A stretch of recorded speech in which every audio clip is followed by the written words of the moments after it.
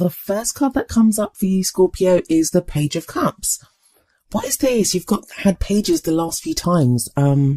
So pages are all about messages. They can be offers, but usually the pages carry messages for us or news. And cups are all about emotions. So this could be like an expression of emotion, an expression of love even. However, I looking at the rest of the cards, I don't think it's anything. It could be. Some of you may have gotten the I love yous. Either you've given that message to someone or someone said that to you, but there's been some expression of emotion. It's been coming up, like I said, I think it came up for both readings in December for you as well. At least that Page of Swords is gone, because that was like a difficult kind of message that came through there. But whatever it is that's been said, I feel like it's made you feel vulnerable. I'm going to get to why I'm saying that in just a moment when I get to the other cards. But this is the underlying energy, so it's a big deal. It's kind of affecting your whole love life for this period. Now, that may be that you're waiting for a message like this, that you're waiting for someone to tell you how they feel, or you want to tell someone how you feel, but you're not sure about doing that. Now, that can be if you're in a relationship. This could be about communication with a partner, or just telling, like, maybe you're separated and you want to tell your ex how you feel, or you want your ex to come back and tell you how they feel, or there's someone that you have your eye on. Now, if this isn't about a message, because it doesn't necessarily have to be, pages can also be about new beginnings. This would indicate, for those of you that are single, that there is this kind of budding feeling inside of you. It's a very sweet card. It is a very sweet energy, the Page of Cups. And I know a lot of you are going to be listening to this and thinking, no, but I'm not feeling like a very sweet energy at the moment. I understand that. But there is this potential there for something to develop, for feelings to develop for someone. And it may just be that at this time, you're thinking about that. Maybe that's something that you're craving, even if there's no one around. You're craving that first kind of, budding feeling of love or emotion for someone. So let's move on to the card that's at the heart of your reading. And that's the Four of Wands. And the Four of Wands is a great card. It's a wonderful card to get in your reading. This is at the heart. It tells me what your problem or circumstance is right now. For some of you, this is going to revolve around a celebration of some kind. Four of Wands can indicate some celebration. It can even indicate a wedding. But for others of you, those in relationships, it's going to indicate a desire for the relationship to level up. So for you to get more serious. If you've just been dating, for you to commit fully to one another. If you're fully committed, maybe you want to move in together or get engaged or get married. It's that kind of leveling up. So the relationship moves to the next level. For those of you that are not in a relationship, this is something that you're craving. This is something that you want. And your whole focus at the moment seems to be about this. Maybe you want to get married this year. A lot of the readings, and I've been telling all the signs this as I've been going through, the energies have been very strange as I've been pulling the cards, because what's been transpiring is that the underlying energy and the past energy, it's very much been about, not just about the previous month, which is what usually happens. It's like a very recent past, or the energy that's kind of around at the moment. So a lot of the energies in this reading, they may apply to time periods very kind of far back, or even quite not so much in the immediate future. I had that, I think it was with Virgo's reading as well, that the future card, it just seemed not possible just for the next couple of weeks. It had to be for a time period that was longer than that. So that may be the case here, but I just wanted to give you that little word of caution when you're thinking about timings and stuff. Tarot timings are strange anyway. And I kind of get why you want this kind of leveling up, or you want this, even if you're totally single and there's no one around, that you want a relationship right now, because we've got the Queen of Pentacles in the past.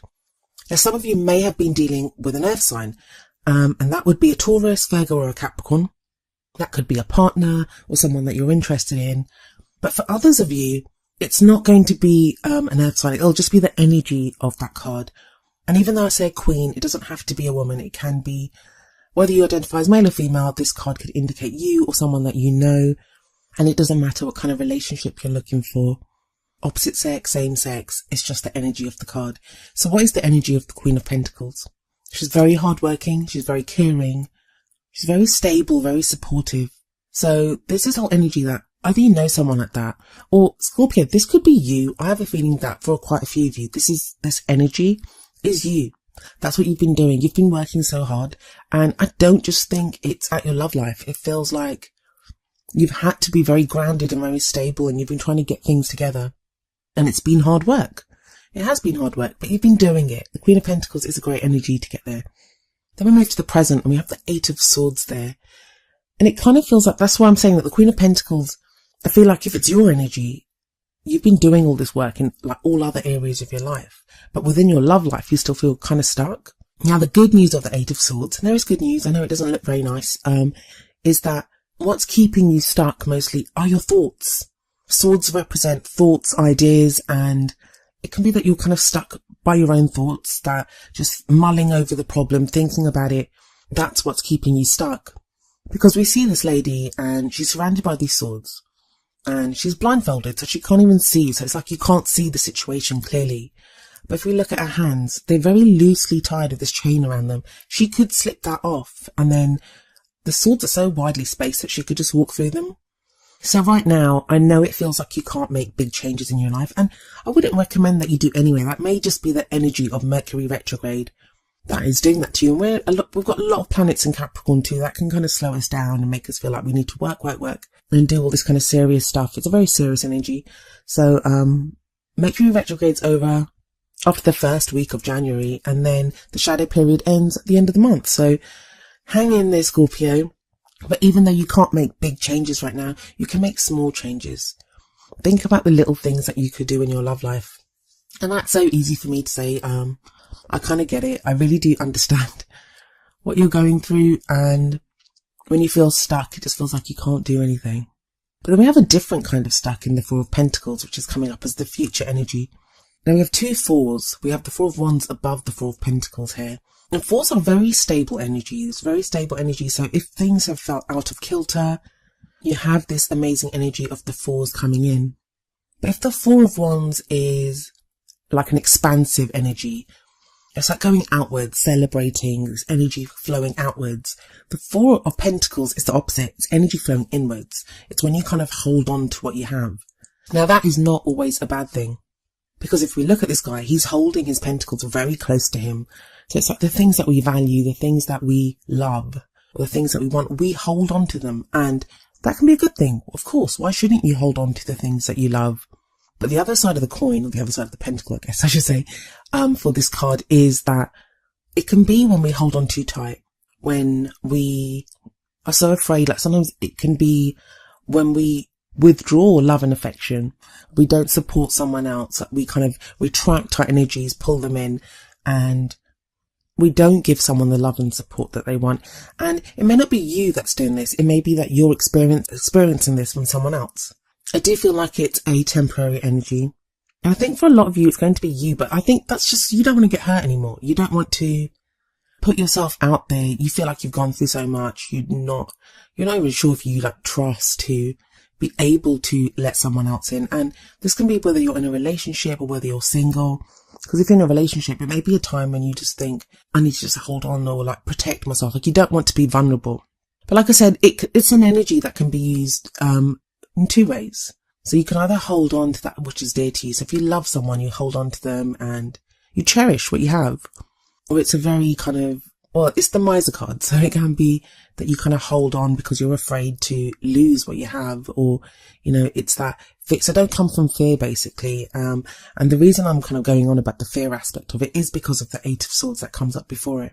It is a temporary energy though, because we have the Fool card coming up next, and the Fool is a brilliant card, but it feels like your new beginning. And so many of the signs have had like the World, so ends of situations, and the Fool, beginning of a new situation, have had that because of the New Year energy that we have around us at the moment. But it feels like your kind of new start or this new beginning for you, it starts off around the middle of January.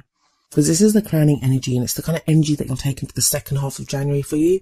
That makes sense. I mean, with this Mercury retrograde, for some of us, it's going to feel like some of the energies of the old year get carried into the new year. Like I said, that's temporary. That's going to pass. And the Fool is like it's going to be a brilliant new energy for you. And I think you really need it because you've had like very stuck energy, especially with the Four of Pentacles and the Eight of Swords here. But there's a nice symmetry between the Fool and the Page of Cups, because the Page of Cups can talk about a new beginning as well.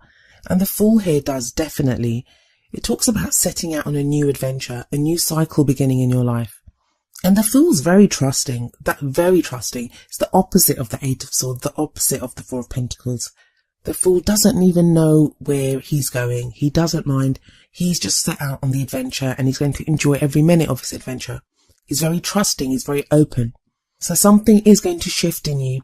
That's actually a nice progression if we see that, from a very stuck energy of the Eight of Swords to this kind of Four of Pentacles. And the Four of Pentacles, it doesn't have to be a bad energy. It may be just a time when you are assessing and deciding what it is that you treasure, what you want to hold close to you, what it is that you're willing to open up to.